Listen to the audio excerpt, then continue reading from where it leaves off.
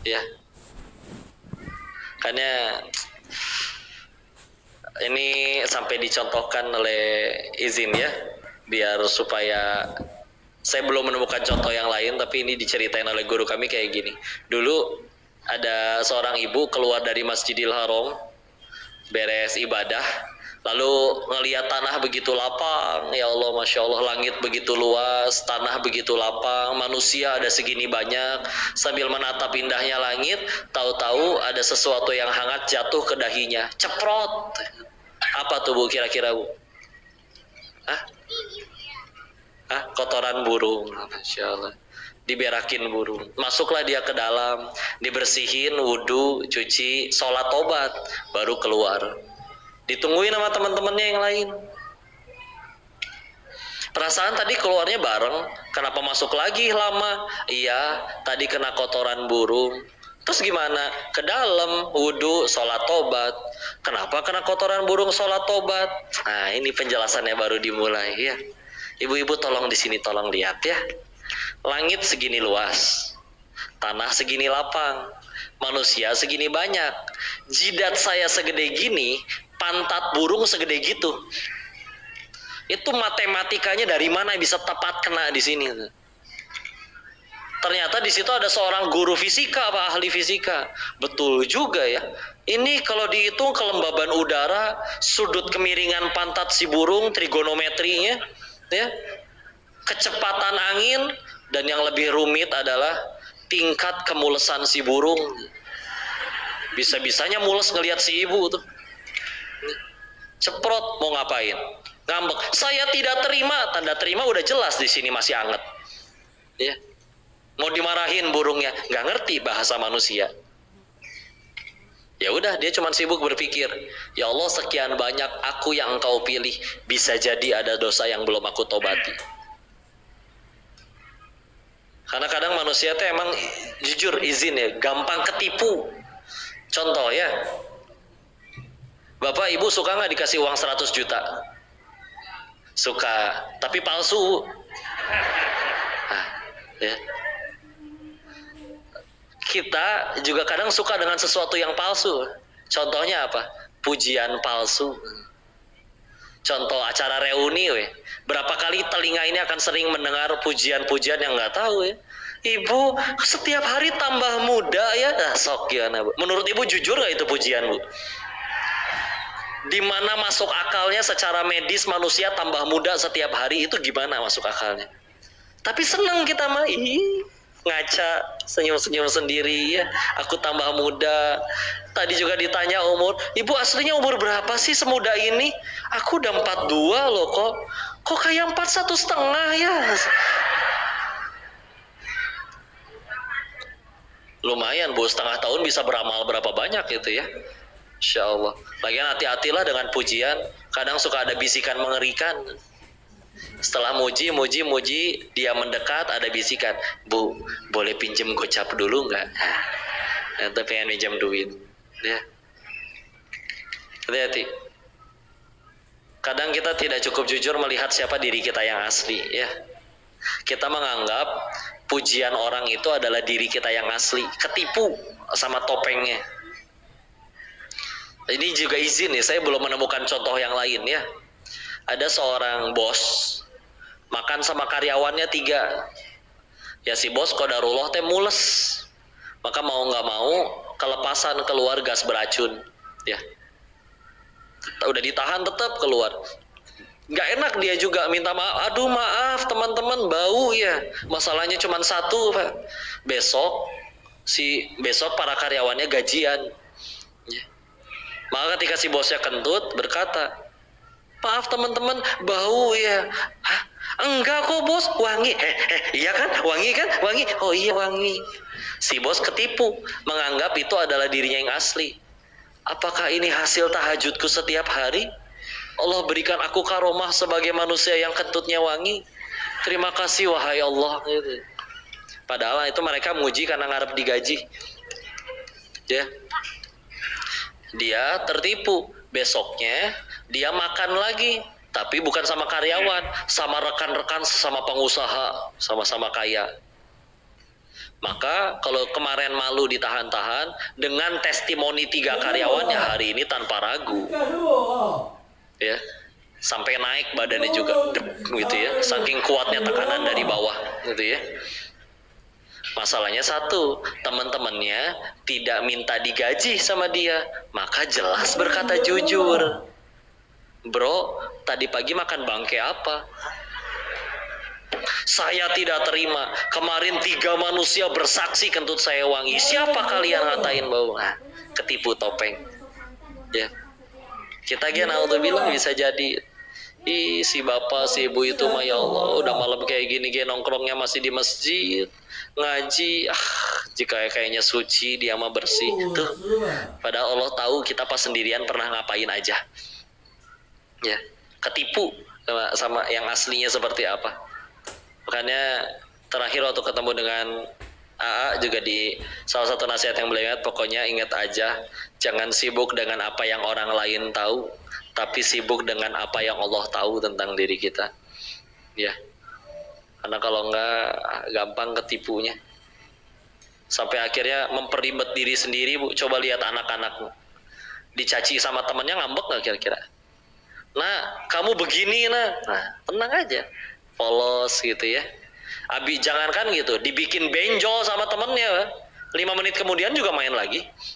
Yang berantem siapa? Ibu. Ya. Nah, kamu habis benjol sama dia, kok main lagi? Nah, anak kecil mah benjolnya udah nggak sakit, dia punya mainan yang saya punya, selesai urusan. Nggak ada apa. Coba lihat orang dewasa apa?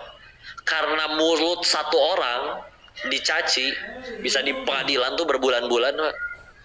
Pencemaran nama baik, ada pasalnya, tuntut ganti rugi, bla bla bla. Ya. Coba lihat anak-anak. Pernah ngelihat ada anak PAUD, anak TK pulang ke rumah, "Mah, papa, mama, panggilkan pengacara keluarga kita, Pak." Kenapa, Adek? Anak TKA menghina saya di depan TKB tadi, mah. Pasal pencemaran nama baik, kita tidak terima. Kita bawa ke meja hijau, dibawain meja biliar sama orang tuanya, sama-sama hijau ya. Enggak tuh, gampang. Yuk jujur-jujuran, kehinaan yang disebut sama mulut orang aslinya lebih sedikit daripada kehinaan diri kita yang asli. Si Denisa banyak omong, Allah cuma buka satu aib saya yang banyak omong. Bisa jadi aslinya saya banyak utang, banyak cicilan, yang lain-lain nggak dibuka sama Allah, misal ya. Tapi udah gampang ketipu rasa dirinya. Akhirnya jujur kayak gimana, karena kalau kayak gitu akhirnya ada masalah lagi, sibuk playing victim, siapa yang disalahin. Aku kan begini karena dianya begitu, aku kan begini karena kamu duluan, kayak begitu. Sehingga akhirnya nanti ada mindset pikiran kayak gini, jangan terlalu baik jadi orang, nanti dimanfaatin. Pernah dengar nasihat kayak gitu, Bu? Pernah dengar? Sepakat nggak sama nasihat kayak gitu, Bu? Tidak sepakat? Bagus ya. Karena ada aslinya kita akhirnya udah berbuat baik, dimanfaatin, dijahatin, bahkan udah nggak rugi. Kan dia yang jahat, masa dia yang jahat, kita yang dihukum Allah? Terus tahu aku akan mati, cita-cita ke surga. Bisa jadi yang selama ini menghalangi diriku dari surga adalah ya udah dosa-dosa diri sendiri. Tahu-tahu dia mencaci, udah berarti dia sedang menggugurkan pahala, menggugurkan dosa-dosa kita. Dia lagi transfer pahala dia habis, dosa kita diangkut dia. Kok apa nggak rugi udah nolongin orang dia malah jahat? Dari awal baru buat baiknya bukan supaya dia suka, tapi biar Allah suka. Apa sih artinya satu dunia cinta tapi Allah benci? Iya. Tapi kelakuannya nggak nyebelin kok, ya nyebelin. Tapi kan meninggal nggak ditanya kelakuan orang, ditanya kelakuan masing-masing. Udah lempeng, nggak ada ruginya. Ya, karena dari awal yang dikejar jadi amal soleh. Kadang orang nanya ya, kok kalau semua hal adalah Allah yang nentuin, terus kita ikhtiar buat apa? Ya. Dokter, kalau di sini ada dokter, misalkan dia berkata ya, ini pasien mau sakitnya separah apapun, saya nggak sentuh, tapi kalau kata Allah sembuh. Pasien kedua datang, sakitnya cuma sakit panu misalkan, Ya, tahu panu nggak? Tahu ya, yang suka putih-putih. Apa saya panu sekujur tubuh jadi putih gini. Misal ini ya. Terus dokternya 1000 orang, dia cuma sakit kulit. Terus kata Allah nggak sembuh? Sembuh? Enggak kalau kata Allah. Maka si dokter ditanya sama pasien yang lain. Kalau gitu, dokter ngapain ditelepon ke UGD masih mau datang capek-capek? Kan bukan dokter yang nyembuhin, katanya Allah. Capek-capek, rugi ya. Buat apa kita ikhtiar pada Allah yang nentuin? Ya. Agar jadi amal soleh. Udah wes sesederhana itu, agar jadi amal. Coba pikirin ya. Seumur hidup ada orang yang doanya selalu dikabul. Nggak usah ge berdoa, nggak usah ge mengangkat tangan. Baru juga ngelamun 5 menit kemudian jadi kenyataan. Tapi tidak ada satupun ucapan, tindakan, perbuatan yang jadi pahala, jadi amal soleh di sisi Allah. Berarti meninggal bawa apa? Capek doang di dunia, udah bak-bak sana sini tapi nggak bawa bekal. Atau dibalik, ada orang yang seumur hidup doanya nggak dikabul, bahkan ada orang yang seumur hidup doanya lebih sering tidak dikabul daripada dikabul. Tapi ucapan, tindakan, perbuatan semuanya jadi amal soleh yang Allah terima. Meninggal bisa jadi dia yang paling mulia di sisi Allah. Padahal dia udah berbuat baik tapi dicaci orang, berbuat baik malah difitnah. Karena kemarin juga bikin video tentang rezeki yang sudah Allah tentukan dari waktu masih di rahim. Ada yang komen, kok kalau memang ternyata udah Allah tentuin itu rezeki, atau buat apa kita baca Al-Waqiah? Buat apa kita kita ngelakuin sholat duha? Kan kadang biasanya gitu ya, sholat duha, Al-Waqiah biar rezekinya banyak, biar tokonya rame. Boleh, bagus, bukan berarti nggak boleh, ya. Tapi yuk bismillah, kita ngelakuinnya ternyata bukan hanya untuk itu saja. Tadi jadi amal soleh, ya. Daripada akhirnya jadi kaya, beneran kaya tapi tidak tambah dekat kepada Allah, rugi juga. Kok gimana sih ini ceritanya? Udah duha bertahun-tahun, udah Al-Waqiah bertahun-tahun, nggak kaya-kaya juga. Yang nggak sholat malah tambah kaya tuh. Bedanya mereka punya amal, bedanya kita punya amal soleh di sisi Allah, mereka nggak punya. Ya. Makanya boleh silakan, punya mah punya ya. Makanya kadang bicara tentang selingkuh dari sudut pandang si korban, pahit iya bener bu, pahit tahu ya. Tapi aslinya kabar baiknya Tuhan kita itu maha baik. Kepahitan sekecil apapun demi Allah tidak akan Allah sia-siakan sedikit pun. Bisa jadi wanita yang diselingkuhi itu nanti derajatnya lebih tinggi di hadapan Allah di alam setelah kematian daripada yang suaminya baik-baik saja tapi membuat dia jadi kendor, jadi kufur ya. Karena si istri yang pernah diselingkuhin, ketika suaminya akhirnya mau sholat sekali aja, syukurnya luar biasa, terima kasih ya Allah suami saya mau sholat. Si istri yang tidak pernah diselingkuhin, suaminya jaga sholat 5 waktu, cuman telat ngasih uang belanja 1 hari, bisa ngambek. Kamu mah gak ada ngerti-ngertinya ya sama istri, seolah seumur hidupnya disiksa sama suaminya. Ya, malah jadi kufur. Enggak, aslinya mah. Ya, yang bikin tambah dekat kepada Allah, koruptor 10. Koruptor 10, yang ditangkap cuma 1. Kan yang 1 ngambek. Kenapa yang 9 tidak ditangkap, saya doang? Tapi ketika akhirnya jalanin masa hukum kan, yang 1 ini akhirnya bersyukur, alhamdulillah ya Allah, saya yang ditangkap jadi kenal Islam, jadi bisa tobat. Kebayang kalau ini uang haram terus berhasil, sampai korupsinya berhasil, sampai meninggal tanpa pernah dihukum. Repot sekali balasannya di alam setelah kematian. Gara-gara ini, Ibu, Bapak, Ibu tahu buku Iqra? Siapa yang di sini bisa baca Quran berkat buku Iqra, angkat tangan. Tuh banyak ya. Tak ada yang angkat tangan di belakang. Salah satu adab dalam baca kitab itu, kita tahu siapa musonifnya, penulisnya. Ada fotonya tuh Bu di belakang, pegang tongkat. Siapa nama beliau? Kiai Haji As'ad Humam. Ada namanya tulisannya di depan. Ya. Kenapa kok jadi bahas beliau? Buku Iqra itu cetakan resminya yang saya tahu ya, cetakan resminya. terjual 150 juta kopi. Berapa? 150 juta. Kebayang Bu, berarti beliau dapat transferan pahala minimal dari 150 juta orang baca Al-Quran, ngalir semua ke kubur beliau. Dan mohon maaf, itu baru cetakan resmi, belum bajakannya. Indonesia teh ya. Kira-kira meskipun gak bajakan, jadi pahala jariah nggak buat beliau? Jadi. Dan kadang bukan satu ikro satu anak. Satu ikro bisa satu TPA, satu TPQ, 30 anak. Dan anak ini masa depan wallahu alam, ada yang jadi ada yang jadi punya pesantren, punya 1000 anak lagi. Insya Allah. Kok tetap sekali lagi, kenapa bahas beliau? Beliau dari umur 18 tahun udah nggak bisa jalan lagi Bu, lumpuh. Makanya pegang tongkat. Coba mau milih gimana? Nyerah dengan keadaan. Allah yang salah, dunianya yang nggak adil, terus menghancurkan diri. Atau ya sudah, disyukuri, gara-gara aku nggak bisa jalan kemana-mana, aku berarti sedang dipersulit untuk maksiat. Oke, aku bukan ahli tafsir, aku bukan ahli hadis. Apa yang diketahui? Huruf hijaiyah, itu yang diajarkan. Ya. Kan bisa jadi kebalik Bu, kita yang iri sama beliau nanti. Ya. Karena kita suka salah kebalik ya. Kasihan ini anak-anak yang kena ledakan di Palestina. Kalau pengen jujur mah, anak-anak di sana mah dari umur 5 tahun sampai akil balik teh udah hafal 5 sampai setengah Al-Quran 15 juz. Mungkin saking Allah sayang, udah nggak usah lama-lama di dunia.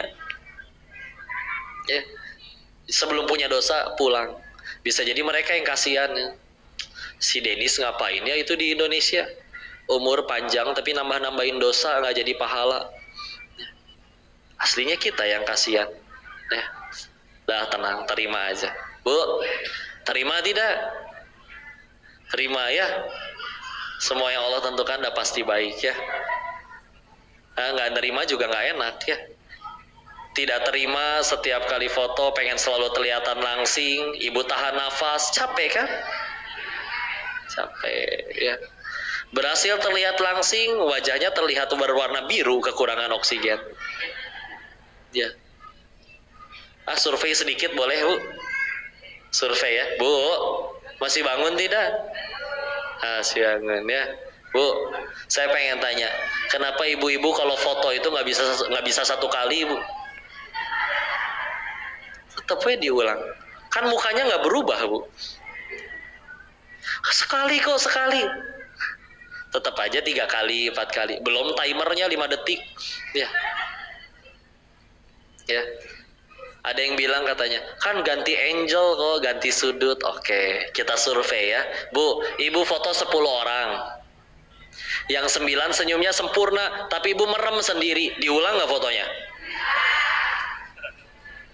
Tuh ya. Foto yang kedua, 10 orang yang sama, yang 9 merem, tapi ibu senyumnya sempurna. Itu kan yang dipajang di status? Egois ya.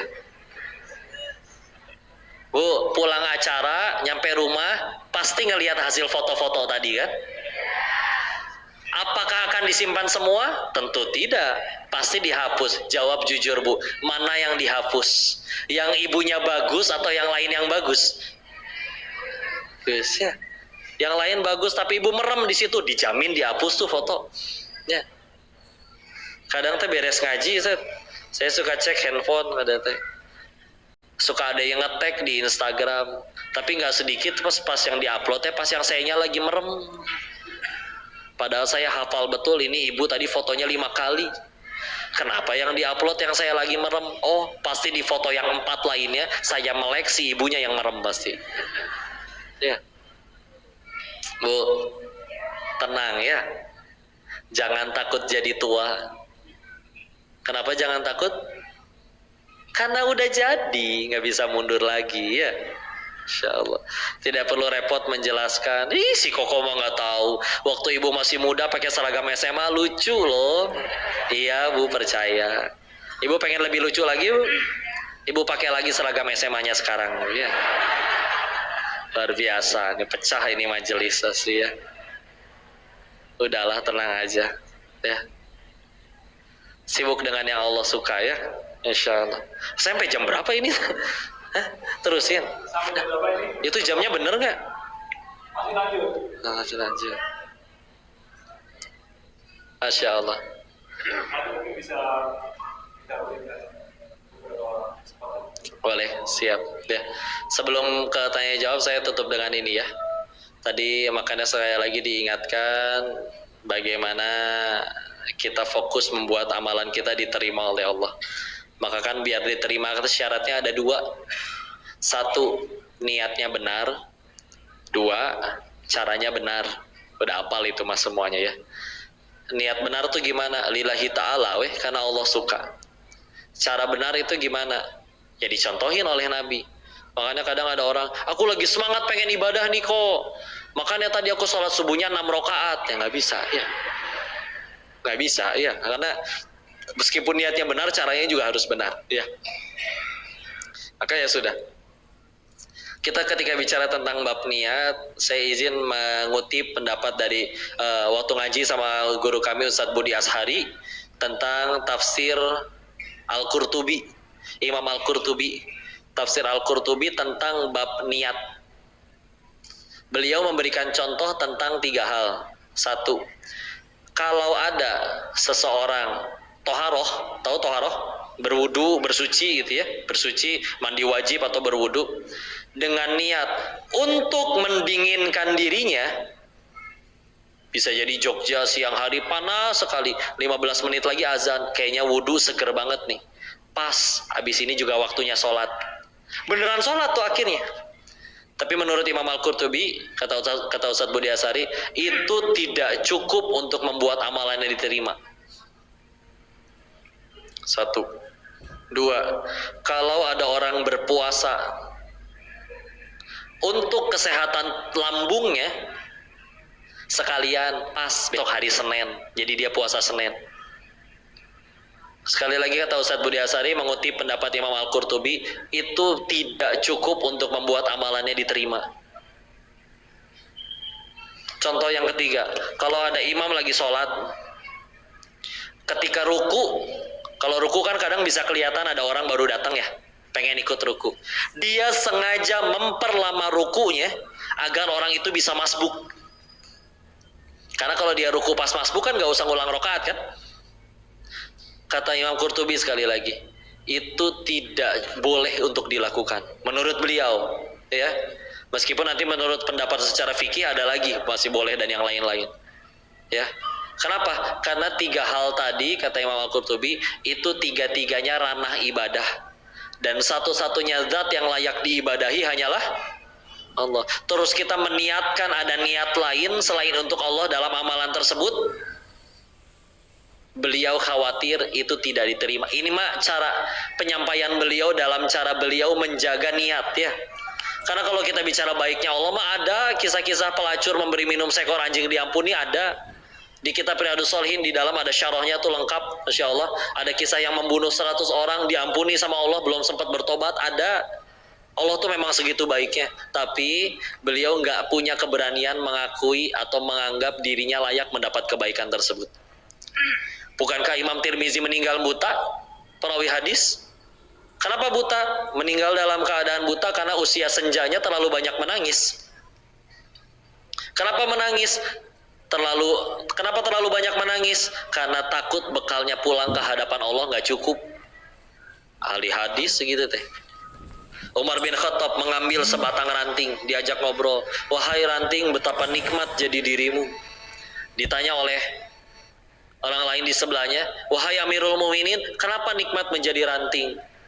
Ranting ini tidak akan dihisap oleh Tuhannya. Sedangkan aku Umar, setiap perbuatanku harus aku pertanggungjawaban di hadapan Robku. Bahkan beliau menambahkan, kalau sekiranya seluruh umatnya Muhammad SAW masuk surga seluruhnya kecuali 1 orang saja, aku yakin 1 orang yang gagal ke surga itu pasti aku. Masa Umar yang ngomong gitu, Pak? Ya Allah, manusia yang Rasul sebutkan kalau aku bukan nabi terakhir, harus ada nabi lagi selain aku, orangnya pasti Umar. Tapi segitu nunduknya di hadapan Allah. Makanya bicara selingkuh, bicara apa yuk lah. tidak ada layak-layaknya kita melakukan sesuatu yang bicara pasti wati, bicara pasti ke surga, terus berani-berani yang ngelakuin sesuatu hanya karena nanti Allah ampuni ini, nanti bisa tobat ini. Enggak. Ternyata yang lebih mulia daripada kita semua itu ngejaga dirinya tuh sampai kayak begitu. Ya. Masya Allah. Bu, kesini niatnya pengen apa? Ngaji. Berarti nggak ada foto-foto ya? Tuh kan gagal. Saya udah berusaha bicara tentang niat, segitunya masih. Luar biasa ras terkuat di muka bumi ini ya. Tafadhol Ustaz, dikembalikan barangkali yang didiskusikan atau barangkali dikoreksi kalau saya ada salah menyampaikan, atau mungkin ibu-ibu mau langsung foto-foto, terserah lah ya, kasihan ya. Betul. Baik, teman-teman multimedia ada yang tidak ditampilkan? Ada? Ada yang tidak ditampilkan? Saya minta tolong kepada dua panitia untuk menyiapkan dua mic, satu penanya dari Rizal dan satu dari Afwan. Ada ya? Oke, untuk yang Rizal dulu, angkat tangan. Oh ya, satu. Untuk yang bisa, angkat tangan. Gak ada yang nanya. Di atas tuh jauh. Oh, di atas. Mana yang nanya? Situ. Ada mic satu lagi. Di atas, depan. Oke, saya cukupkan dua dulu ya. Waalaikumsalam warahmatullahi wabarakatuh.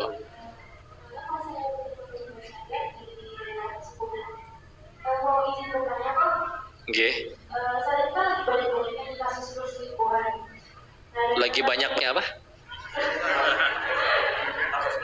Kasus perselingkuhan, oke.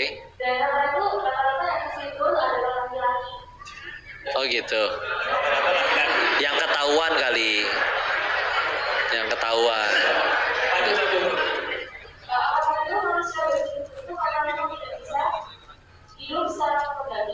Apa? Apa? Entar dulu ulangi apa? Ulangi agak pelan.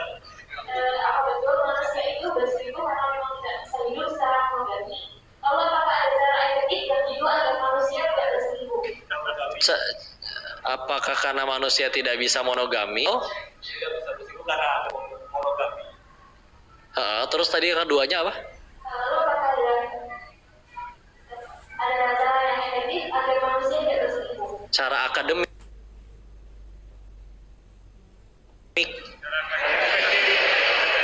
Efektif. Maaf ya kalau udah umur segini tuh emang so tua dulu aja ya. Satu dulu dijawab apa? Satu dulu, takutnya lupa. Maka insya Allah, maka aslinya mah bisa monogami. Kakek saya monogami, nenek saya monogami, nggak berselingkuh, alhamdulillah. Segitu teh mereka non muslim ya, tapi nggak berselingkuh, alhamdulillah. Maka kan berarti ya udah weh, bukan berarti karena tidak bisa ya, karena terbukti ada orang yang bisa. Karena kalau kayak tidak bisa mah kayak misalkan ikan tidak bisa hidup di darat, ya itu kan semua ikan tidak bisa hidup di darat ya. Meskipun itu ikan yang bernapas dengan paru-paru, lumba-lumba sama paus hidup di darat tetap nggak bisa.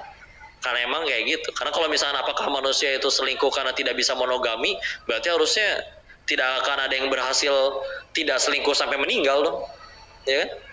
Maka ya sudah, kalau memang permasalahannya syahwat, ya kan ada pernikahan. Ada caranya ya untuk supaya nikah. Terus kalau misalnya alasannya karena misalkan mohon maaf istrinya sudah tidak cantik lagi, cantik mah relatif. Dan aslinya yang halal tidak menjadi cantik lagi karena matanya terbiasa melihat yang haram. Ya udah. Ya, secantik apapun yang halal, matanya ngelihat yang haram terus, pasti yang halal jadi males dilihatnya. Ya, udah pasti seperti itu. Ya.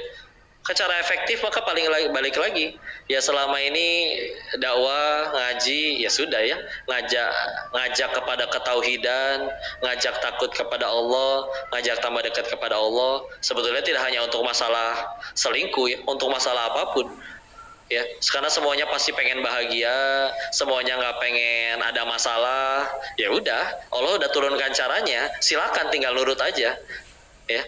Dengan Islamnya, maka ya sudah, tinggal diturutin. Kalau misalkan ternyata masih belum mau nurut, ya sudah, karena Kalau pengen jujur, kitanya aja yang terlalu banyak melanggar ayat-ayat dan dalil-dalil. Ya. Jadi udahlah, kembali takut kepada Allah aja. Kok tapi ada yang belajar agama misalkan, tapi masih ngelakuin seperti itu, sederhana. Balik lagi ke ayat yang tadi. Dia yang ngelakuin kemaksiatannya ada hitungannya di sisi Allah. Demi Allah, setiap kemaksiatan ada pertanggungjawabannya. Kita yang ngelihat dia maksiat, kita nggak ditanya kelakuan dia ketika meninggal. Dakwahi silahkan. Doakan terus sebaik-baiknya. Tapi juga doakan yang baik-baik, dapat hidayah dan lain-lain. Ya. Dan kalau memang Allah sudah ingin mendatangkan hari penghakimannya, mudah Allah matikan dia tuh pas lagi berzina. Tapi kenapa dia masih hidup? Sederhana, berarti Allah aja masih ngasih dia kesempatan. Apa hak kita langsung berkata, kok yang kayak gitu nerakanya belah mana kok? Ya. Adalah sibuk sama-sama fokus perbaikin diri, tambah takwa, tambah taat. Benar-benar Islam itu adalah solusi. Ya. Istilah mudah-mudahan dengan tambah terus menyebar syiarnya, dakwahnya, tambah banyak yang tambah dekat kepada Allah. Ya bismillah, mudah-mudahan tambah jauh. Ya. Karena emang ya tetap walaupun di Indonesia katanya banyak perselingkuhan yang saya temui di Indonesia tidak sebanyak daripada waktu saya masih hidup di Thailand yang memang ya Islamnya tidak sebanyak di sini. Ya ada, nggak bisa dipungkiri, ada mah pasti ada. Ya, cuman kita mau fokus kemana nih? Kalau kita fokus ke yang buruk-buruk, dicari terus akan selalu ada. Ya, atau kita kalau ngelihat yang buruk kan gimana caranya agar itu jadi amal soleh, jadi ladang pahala dakwah buat kitanya dan lain-lain. Dakwahi aja ya. Dakwahi, doakan, jaga hati tetap bersih. Bismillah insyaallah. Mudah-mudahan Allah hapuskan yang namanya selingkuh dari dunia ini. Insyaallah. Allahu a'lam bishawab. Ada lagi tadi satu lagi. Demikian ya.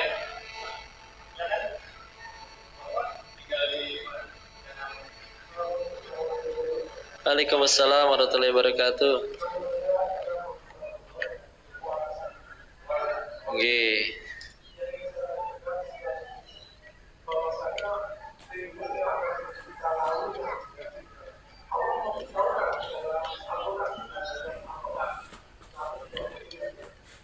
Di surat apa Pak? Apa? Toha surat ke-20 ya.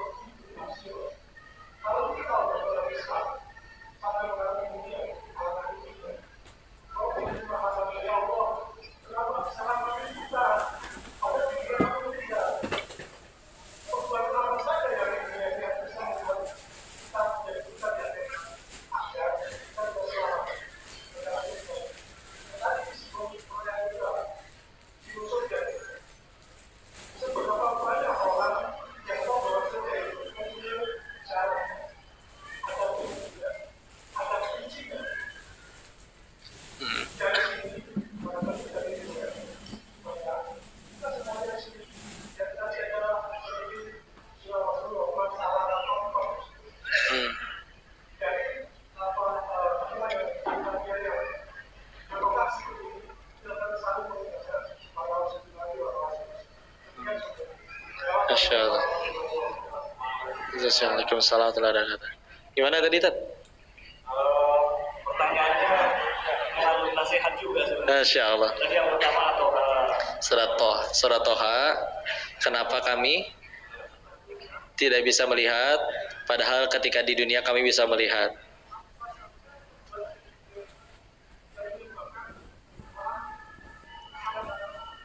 Oh, Masya Allah. Allahu a'lam ya. Satu, saya belum pernah meninggal, dan yang kedua, memang ketika dulu ngaji tafsir sama beberapa guru kami, kadang makna melihat itu ada guru yang menyebutkan, salah satu disebutnya maksudnya juga adalah menyadari, ya, dalam artian ketika akhirnya kita di dunia itu bisa melihat sesuatu, tapi kenapa akhirnya di sana tidak bisa melihat? Dan aslinya dia di dunia tuh kita udah tahu bahwa itu akan menjadi keburukan bagi kitanya, tapi kita masih terus melakukan. Lalu di sana baru akhirnya sadar, oh, bahwa akhirnya ternyata sesuatu yang dulu aku tahu ini bakal jadi keburukan untukku, malah aku dapat keburukannya memang sekarang di sini. Maka ini akhirnya di sini aku tidak bisa melihat, sehingga akhirnya di dunianya udah tahu, tapi kita yang masih ngelakuin sehingga akhirnya yang kita mendapat kerugian. Wallahu alam. Saya dengan keterbatasan ilmu, kalau bicara tentang tafsir, kata guru kami ada 15 disiplin ilmu yang harus dikuasai sebelum akhirnya boleh menafsirkan sendiri. Nahunya, sorofnya, asbabun nuzulnya, tentang ilmu hadisnya, dan saya belum menguasai 15-15-nya, maka kalau iya pun beraninya paling mengutip dari pendapat para guru yang sudah lebih berilmu. Maka kalau ditanya apa saja itu yang bisa membuat manusia bisa jadi seperti yang disebutkan di surat Toha tadi, Allahu a'lam diri ini tidak tahu. Dan kalaupun disebutkan nanti ada hari di mana di dunianya kita bisa melihat tapi di sana kita tidak bisa melihat, kabar baiknya di Al-Quran juga begitu penuh dengan nasihat agar gimana caranya kita bisa mendapat kebaikan di akhirat. Ya, ada perintah untuk memuliakan anak yatim, ada perintah untuk birrul walidain, ada perintah untuk membayar zakat, ada perintah untuk juga menyayangi anak-anak untuk melindungi anak-anaknya dari api neraka. Qu anfusakum wa ahlikum naro, begitu banyak kebaikan. Maka hakul yakin meskipun ada ayat Toha yang tadi yang membuat kita di dunianya melihat tapi di akhir nanti tidak bisa melihat, kalau kita ngamalin semua yang akhirnya disebutkan, disuruh birrul walidain, disuruh menjaga sholat jaga sholat, disuruh bersedekah kita bersedekah, disuruh puasa kita berpuasa, bismillah, mudah-mudahan kita tidak tergolong kepada yang disebutkan kepada surat Toha nanti, ya. Wallahu alam. Dan akhirnya yang menjadi hakimnya tetaplah hanya Allah, ya. Kabar baiknya hakim ini adalah hakim yang tak paling baik, ya. Hanya dengan Allah lah urusan. Ketika gitulah manusia ada 1000 kebaikan bisa hilang hanya karena 1 keburukan. Tapi kalau kepada Allah ada 1000 kesalahan kita, ada 1 saja amalan yang Allah ridho dan terima, Allah punya hak untuk mengampuni 1000 kesalahan lainnya, ya. Maka mudah-mudahan kita termasuk dengan orang yang diberikan ampunan Allah tersebut. Wallahu a'lam bishawab. Mohon maaf atas keterbatasan ilmunya, ya. Set. Wallahu a'lam bishawab.